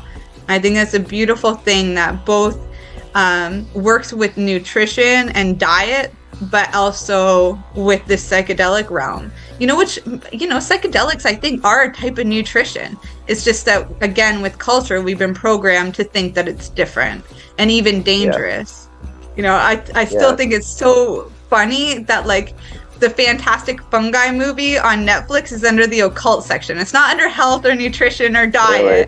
It's under occult. Like, crazy. Sorry, Brian. I'd love to hear, more about how you've been working with them, both in the smaller doses and the larger doses. Yeah, so of course, just like you said, like, everyone's, of course, is different. I know for a fact that, I'm a lightweight when it comes to like alcohol and cannabis, but mushrooms, I think, because it works more on the emotional body, and the amount of like suppression I've had with my emotions, it takes a lot for me. So yeah, like a gram for me is like, I'm pretty functional, where I know like some friends, like it's like a gram is like ceremonial dose. So like for me, like my last ceremony I said I did on Thursday, I did 9 grams, which 2 weeks before that I had done 12, which was my biggest dose, and that was just so much going on. But so I had been just taking smaller doses, and smaller doses for me, enough to feel, and they weren't micro doses, of course, because I could actually feel the medicine affecting me. which is what I wanted, because like I said, it altered my consciousness, the way I thought about things. I could view things from different perspectives, which brought a lot of really good insight. So after that, I actually met, what was that? At one point I met a guy who was growing mushrooms, and his mushrooms were actually strong. It was awesome. It was like I was having my mushrooms, they were weak, and all the other mushrooms I had, and then we got these mushrooms, me and a friend, and it's funny, I was having like a potluck, and he comes over with these mushrooms, and we have like a gram. It was like so he came over earlier before we were supposed to have the potluck, and then we had a gram, and then it was like nothing got done. I had like meant to like make all this stuff and get all this stuff prepared, and these mushrooms just were so strong. It was just like, yeah, we're just like in the experience, like, yeah, like I'm not functional to cook at this point. But yeah, so then that's when I like really started to work with them more ceremonially. Kind of going back to before, we were mentioning a little bit about community, but just I really started going into ceremony and working more healing traumas over the last year. Last year in the summer, I had realized, like, as I said, I didn't feel like I fit in a lot because I really didn't talk about emotions and stuff. I just feel like I just was so different from everyone else. And then I met the Collingwood community. A friend invited me out, told me there's this drum circle that happens like Sunday evenings at the waterfront, and I went down there and I just met a bunch of amazing people. And since then, it's like, yeah, these are like, this is my family. It's just beautiful people. And one of my friends does mushroom ceremonies. So I had done one with her, my first actual like real ceremony I had done last year in January. I guess it would have been this year. Yeah, last January, where I did 7 grams, and it was just huge. It was just amazing to like set intentions and just to lie there and be present with the medicine and going inwards. And it was so powerful to me. Like every experience I've had has been so powerful, but it all goes back to the childhood. You just start seeing certain situations that had happened in my childhood, including things that were conscious, a lot of unconscious stuff, but some situations I had been aware of. And like a certain situation that I had confronted my mom on, being like, this was so shitty that you did this. So I confronted her with that without the psychedelics, but it was like, so I went through it in that sense, and I'm trying to like move past it, but I think there was still that energetic blockage from this situation because that came up, and it was like a huge emotional release. So I think I had gone through it, you know, like intellectually known that this was something huge, but then that the emotion was still attached to it. So I had taken the mushrooms and just like bawled for like 4 hours straight, but like underneath it all, it was just like this feeling of bliss I've never experienced, love and bliss I've never experienced in my life. And then I did, from there, every ceremony I've done since then, I think I've done like 5 big dose ceremonies since then, and everyone has been going back to childhood, a lot of it based around my mother, but everyone has been like this huge emotional release where I'm just crying, and but underneath it all, it's all, everyone I've had, it's all been just bliss and love. And I didn't even know, like, my intentions for my second ceremony was to feel love. I didn't know entirely what the feeling of love even was. So it's just like, to be able to experience this was just like absolutely incredible.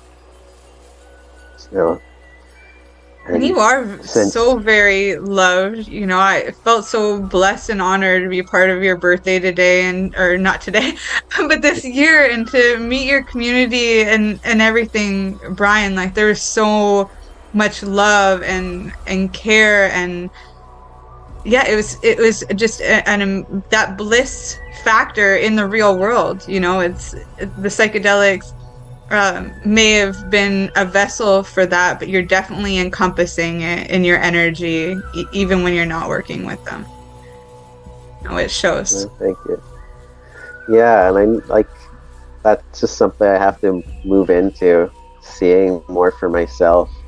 I do see that. I mean, my last ceremony, I was shown that. I think it's like acceptance of love for myself is my struggle, as I know I do have so much love I give, and just being able to accept it for myself is what I need to start working through. And here's the thing too, you know, like there's a book out there called Body Keeps a Score, and it's a pretty big book. There's also, you know, ones where you can use it as a workbook and things like that. But really, like, the biggest takeaway of it is that we all have this, you know, childhood garbage, like this clutter from when we were kids. Some of it discovered, some of it undiscovered, but the body does hold it. And I think one of the most miraculous things that's happening, or the supernatural things that are happening here when we're working with these magic mushrooms or any psychedelic, is that that gets released and brought to the surface, and we can purge that in the way of tears or sweat or, you know, feeling the nausea or anything.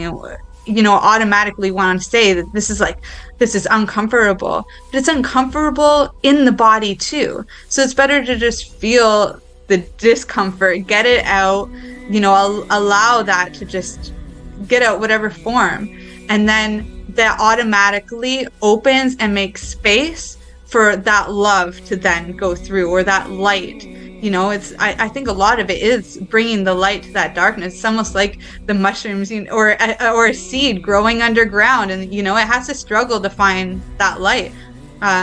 You know, mushrooms, sometimes it's through lightning, and seeds, it's because they're like literally struggling to get to that light.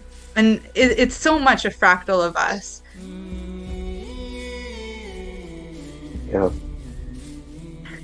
Yeah, I mean, everyone goes through it, right? Yeah, I've definitely like listened to a lot of like Gabor Mate's talks, and yeah, as he says, I mean, it doesn't, you don't need him to confirm it, but like, you know, we are a traumatized society. I've known that for a long time, right?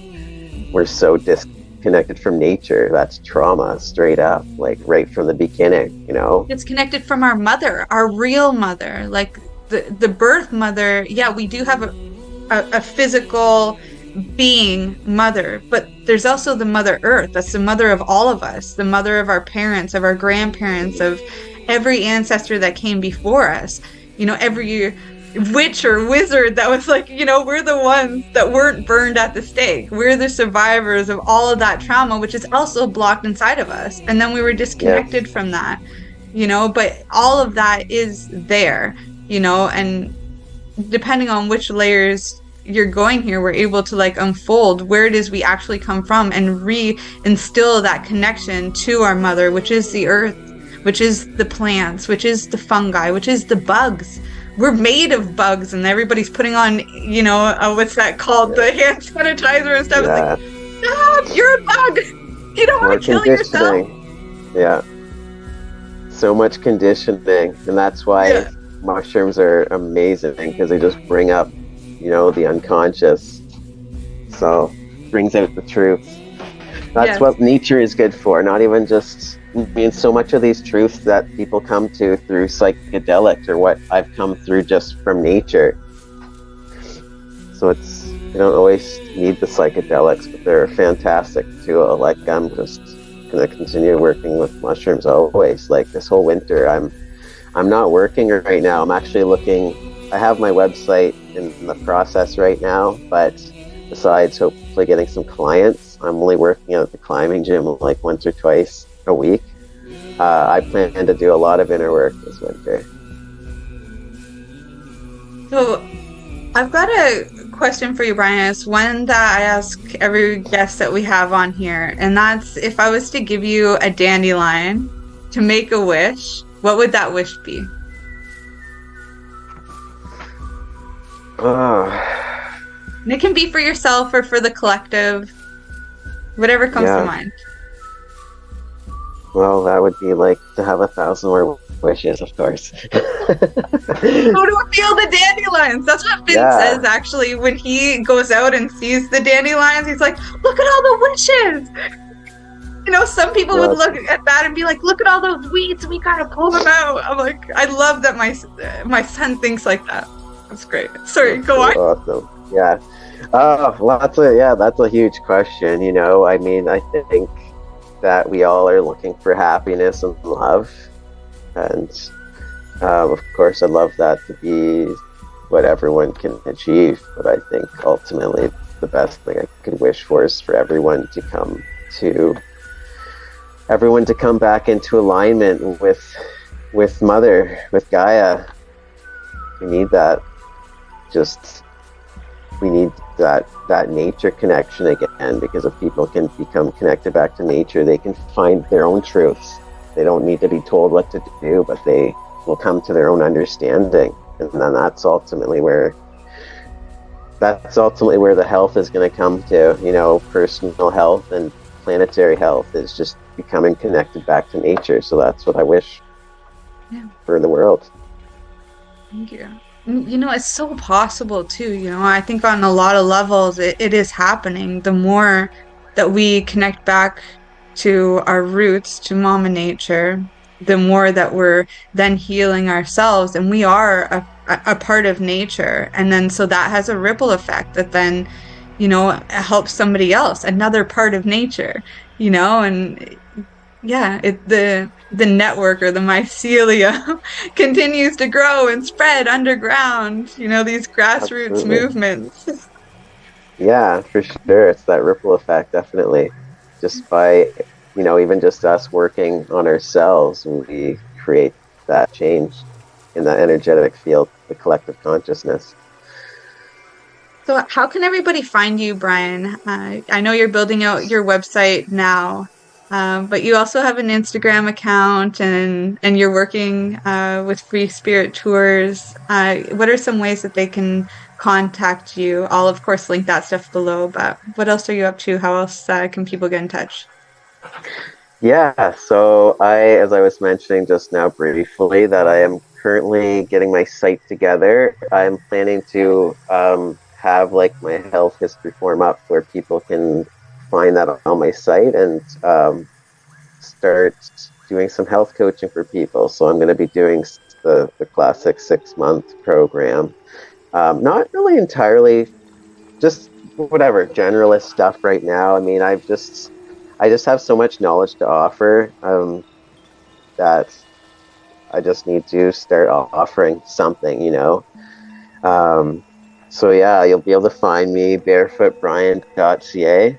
And then my Instagram, I'm on Instagram and Facebook, just Barefoot Brian Health for Instagram, and Barefoot Brian Natural Health for Facebook.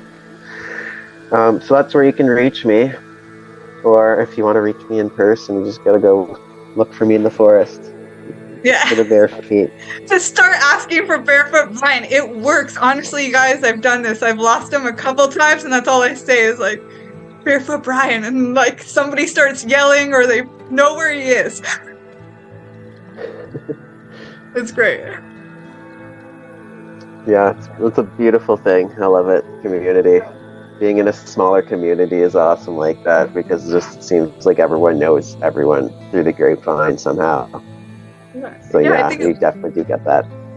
Yeah, we went for a hike last time that I was there too, and on the way back, this couple's there at the water, and they're like, "Whoa, you're barefoot!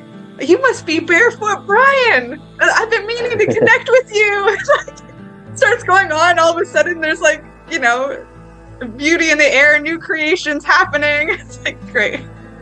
It is. It's pretty humbling, to be honest. Like this year, like multiple times, like you know, I've just kind of introduced myself to someone. They're like, "Oh, you're the Barefoot Brian." The Barefoot. Like, I have an official title now. Yeah.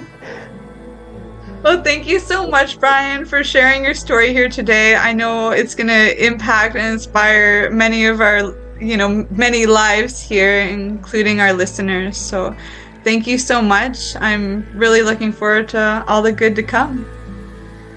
Yeah, likewise. Thank you so much for this opportunity. It was really great to get to share my story with you and the community.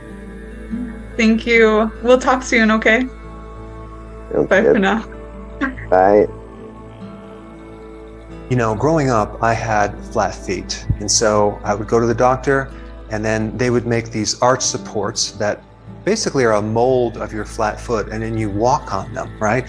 And these arch supports were supposed to correct my arches. Well, all they did is make me dependent on the arches, which I eventually got rid of when I was 19 years old because I felt so much better when I didn't wear my corrective arches. Now, if your eyes are bad, you go see the eye doctor and you get corrective lenses, right?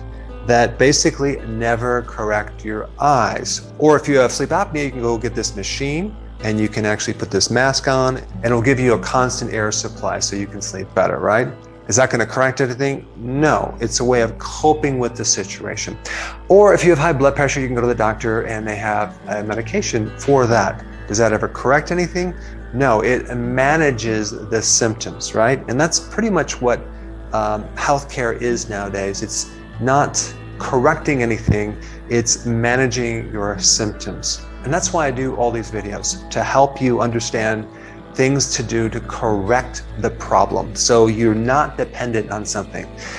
And that leads us to today's topic, the benefits of walking barefoot. In your foot, you have 26 bones. You have 33 joints in 19 different muscles. It's a very highly complex part of your body that allows you to move, and it supports your entire body weight. So if you weigh 200, 250, or 300 or 350 pounds, it's a lot of weight on these little feet. Now, a very big problem is these darn shoes that you have to wear, okay? Here's the problem with shoes. They're very, very unnatural. They compress your toes. I mean, some people actually buy shoes that are pointed. So they're trying to put these toes into this space that just doesn't fit the toes. Naturally, the toes should be wider, okay? So when you're constantly compressing these toes, then that creates a lot of problems with your gait, with your balance, with your muscles in your calves and your feet, and that translates up to the knees. So wearing shoes actually increases the risk of getting knee pain and low back pain just because of the altered dynamics of your foot. First of all, we're raising the foot above the ground, so we're losing communication with the ground, making things very unstable. And so the bottom of your foot is really communicating with the ground through a via, right? Through like a sponge cushion. And if you wear a high heel, that's even worse. You know, I bought some dress shoes that were $300 when I was in practice, and they were the most uncomfortable shoe that I ever wore, but I didn't want to get rid of them because they cost so much. But I remember coming home at the end of the day, my feet were killing me. They were so uncomfortable. So since you spend the majority of the day in shoes, it's very important to get shoes that are very comfortable. The shoes that I'm going to recommend are those shoes that fit in the category of the barefoot footwear. So I bought a series of shoes that are closer to the ground, that provide more space for my toes. They're wider, okay, and they're much more comfortable, and they force the foot to work harder. But that's a very good thing because it creates more stability. So wearing the wrong type of shoes in general cause the reduction of range of motion. They increase the temperature of your feet. They basically cook your feet in this small space.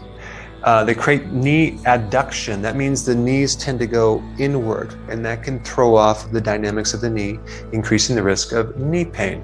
I already mentioned the low back pain. Your Achilles tendon becomes more stiff. That's that tendon in the back part of the lower ankle, and that's going to affect your ability to move and play sports. It's going to reduce your circulation, and it can even shorten the calf length, okay, and create atrophy of your muscles in your calf if you wear high heels. There's one study done that shows that if your heel is greater than 5 centimeters and you wear this high heel for over 2 years, there's significant reduction in your size of your calf muscles and the strength of your calf muscles. So the longer you wear these type of shoes, you lose the strength of your foundation, which can affect the rest of the body. Because as you know, the ankle bone's connected to the knee bone, which is connected to the hip bone, etc., etc. All right, now there's two things I'm going to recommend. First of all, start looking for a shoe that has less of a heel, that's closer to the ground, and that provides more space on your toes so you can have more stability. Okay, that's number one. Number two, start walking barefoot on the grass and the sand. This is a very therapeutic exercise that at first your feet are going to get tired, but then the feet are going to get stronger, and you're going to find that there's much less stress on your joints. So let's go right into the benefits of walking barefoot. Number one, your toes finally have a chance to spread out, okay? Just from that alone, that can prevent these toes that become malaligned and create all sorts of issues with your gait. Number two, more communication with the ground is better. And so the mechanical receptors, the receptors on the bottom of your foot, if they're in direct communication with the grass or the sand or whatever surface, that information is going to be picked up and sent through the body to your brain, and you're going to be way more stable. You're going to actually be very surprised on how the rest of your body is going to feel once your foundation is really connected to the ground. So you'll find a decreased load on your joints, more range of motion, and more stability and balance. Now, if you have not watched my video on plantar fasciitis, that would be a really good next video to watch. Check it out, it's right here.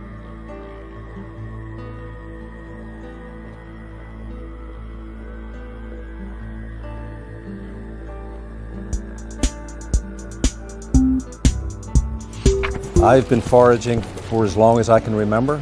It's really amazing when you look around and see the variety of things that you can eat, and not just eat, but enjoy, make a great meal out of. This is a plant that has been equated to the supermarket in the woods. These are cattails. Pound for pound, cattail has more protein than a lot of plants. Oh, that's a good one. So when you pick these, it's this big, you're only going to eat this much out of the center. The rest of it's real tough. So this part right here can be eaten raw, and it's a very agreeable flavor. Right here behind us is a black walnut tree. If you look on this branch right here, you see those mushrooms? They're wood ear mushrooms. Kind of looks like an ear. These things really come out after a good rain. This is just one little branch full of wood ear. This is garlic mustard, and if you were to take a young leaf and chew it, immediately you would know why they call it garlic mustard. There's a garlic flavor, mustard flavor. This makes a great pesto. You can basically strip the seed pods off in your hand and kind of winnow the chaff away, and you'll have these little black seeds. Grind up, use it as a pretty good pepper substitute.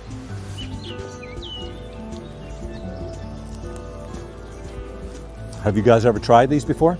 This is black locust. Black locust produces our #1 grade A honey. This is what the bees collect the pollen from. But these blossoms have a phenomenal floral fragrance. It's like perfume when they're in blossom, and they taste great. All right, let's go have lunch. And you ask how you know which plants to eat?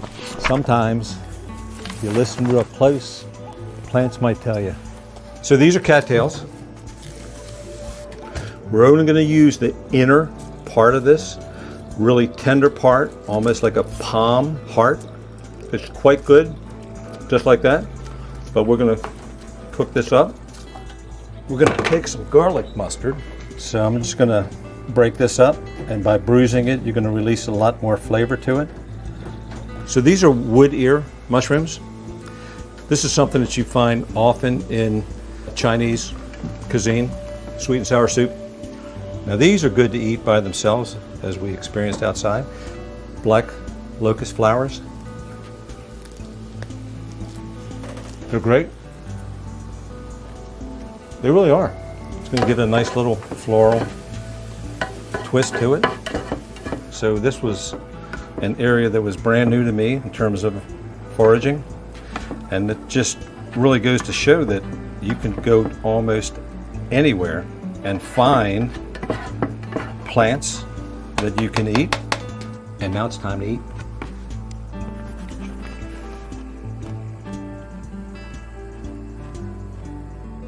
Did you know your garden is hiding all sorts of nutritional and medicinal gems? From curing heartburn, cystitis, and coughs to providing free protein, vitamins, and minerals, common weeds have some truly amazing benefits. Sadly, most people simply dig them up, mow them down, or kill them in various ways. Why not take a look at what's really growing in your backyard? You might just think twice about adding them to the compost heap. 1. Dandelion. Dandelion has been used throughout history for treating everything from liver problems and kidney disease to heartburn and appendicitis. Today, it is mainly used as a diuretic, appetite stimulant, and for the liver and gallbladder. Every part of this common weed is edible, from the roots to the blossoms. Use the leaves in sandwiches and stir-fries. They boast more beta-carotene than carrots, meaning they are great for healthy eyes. Roots can be made into a herbal tea, or roasted and ground as a coffee substitute. 2. Purslane. A nutritional powerhouse, purslane contains more omega-3 fatty acids than any other leafy vegetable. It's rich in vitamin A, C, E, as well as magnesium, calcium, potassium, and iron. In traditional Chinese medicine, purslane leaves are used for insect bites and bee stings, sores, diarrhea, and hemorrhoids. With a somewhat sour and salty flavor, it is an acquired taste, but works great in soups and stews. Try breading and frying the leaves for a tempura-style side dish. 3. Stinging nettle. Another popular medicinal weed. You'll require gloves or thick skin when picking this. It's used for urination problems and kidney stones, joint ailments, and as a diuretic. The leaves are also said to help fight allergies and hay fever.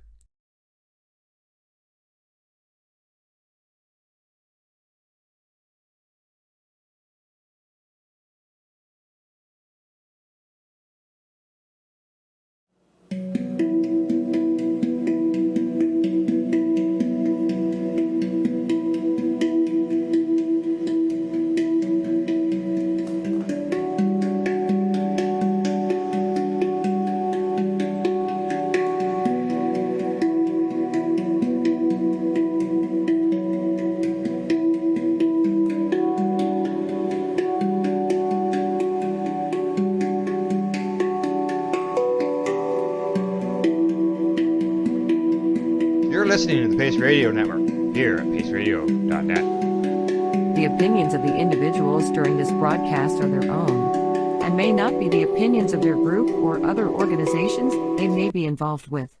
All medical advice during our broadcast is not a medical opinion and should be checked with your medical physician.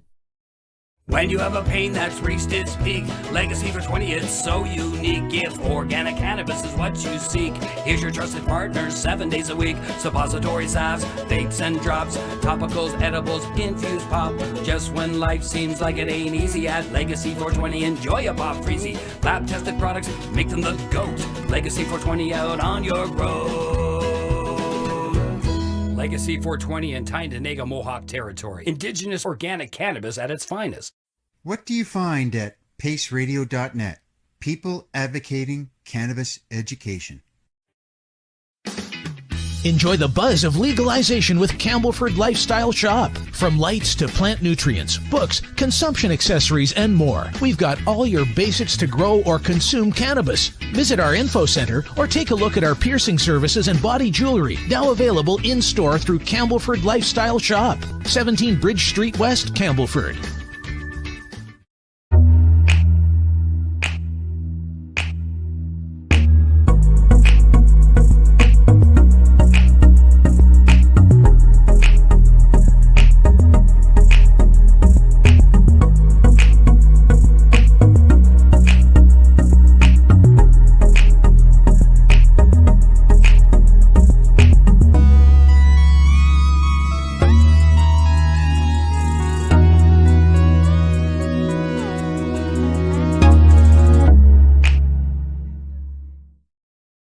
We are people advocating cannabis education here at Pace Radio.